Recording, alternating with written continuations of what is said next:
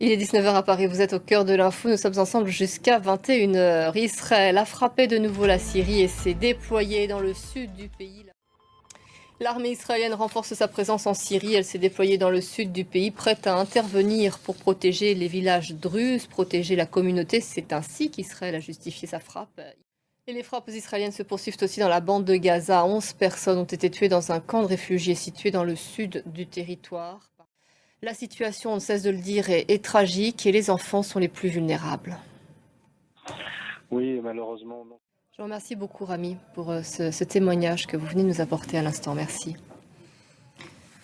Au Gabon, le président Brice Clotaire Oligui Nguema a prêté serment. Aujourd'hui, la cérémonie s'est déroulée dans un stade près de Libreville, devant environ 40 000 personnes.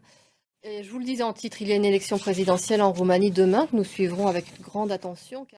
Volodymyr Zelensky refuse de jouer le jeu des courtes trêves offertes par Vladimir Poutine en ce mois de mai.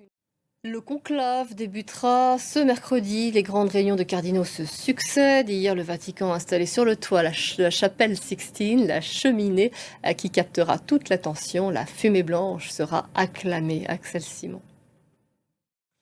Vigilance jaune, orage presque partout en France. Il est 19h13 tout de suite, c'est la semaine de l'écho. Karina Chabour et ses invités font le point sur le premier bilan économique de Donald Trump après 100 jours à la Maison-Blanche.